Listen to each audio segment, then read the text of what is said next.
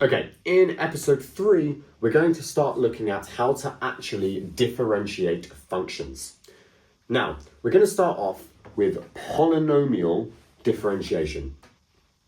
Polynomial, as a word, you've probably seen it before, simply means a nice simple expression that just has x's as the function to different powers. So maybe x to the 4 plus 2x cubed plus x to the half plus x to the minus 1. Something simple. There's no sines, there's no causes, there's no exponentials, there's no, hyperbolics. There's nothing fancy going on here. Just a polynomial that we've used 1,000 times before. So how do I find the derivative of this kind of function?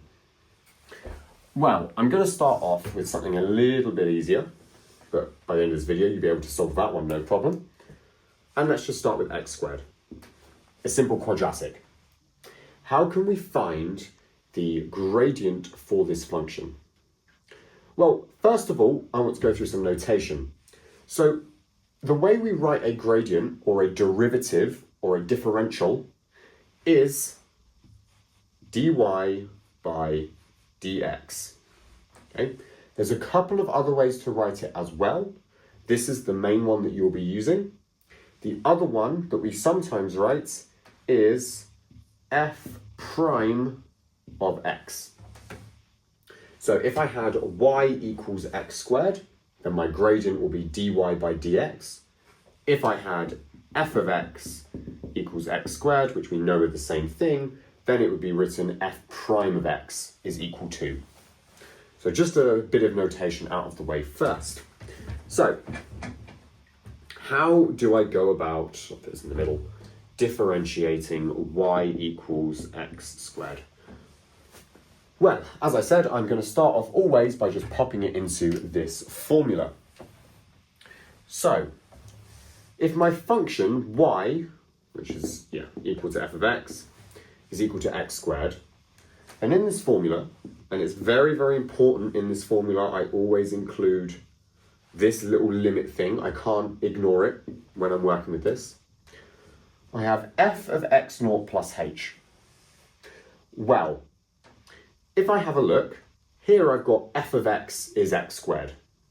So if I compare f of x naught plus h with f of x, then this entire thing here is basically my x. Okay? It's basically the variable that I'm putting into my function.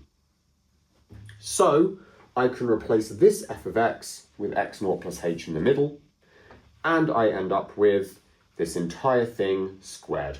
This entire thing here being put into x, and I end up with f of, well, I don't really need the f actually. I will skip that, and I just end up with x plus h squared. Why have I got rid of the x naught? Why has the naught disappeared? It's because it's not really important. You can keep it there if you want, but it will just kind of confuse you as we move along. So it's not important. You can just imagine that as an x. Then I'm minusing f of x naught. Well, as I said, the naught isn't important, so I'm just minusing f of x. F of x is x squared, so I'm minusing x squared. And I'm dividing it by h, which currently we are unaware of. We don't know what h is. So now I want to simplify this down. My limit is always going to stay here until I use it. And I'm going to just expand this out. X plus h squared is going to give me x squared plus 2xh plus h squared minus the x squared, all divided by h. Now, let's simplify this a little bit. X squared and x squared, just to save space, I'm going to draw it on here. X squared and x squared are cancelling. I've got an x squared minus an x squared. And then I have a common factor of h. So I can eliminate that h, and eliminate one of those h's. And now I'm left with the limit as h tends to 0 of 2x plus h. So now what do I do? Because I don't have a value of h. Well, even though I don't have a value of h, I am still considering the fact that h is getting closer and closer to 0. And that is the big point of having this thing here. I'm considering h as getting closer and closer to 0. As h gets closer and closer to 0, this thing gets closer and closer to just 2x. As h gets closer and closer to 0, we can essentially, when we're thinking about it in our calculations, just replace any h's with 0. And it works out just as easily. But we need to keep it in the back of our minds. H isn't 0, it's just getting really close to it. But for these purposes, say it's 0, and I'm left with 2x. And that is equal to f prime of x, or dy by dx. However, if I had to do that whole thing every time I differentiated a function, it would get old real quick. So luckily, there is a much, much faster way of doing it. I just wanted to do it by definition first so that we saw what was going on. The fast way to do it is actually incredibly easy.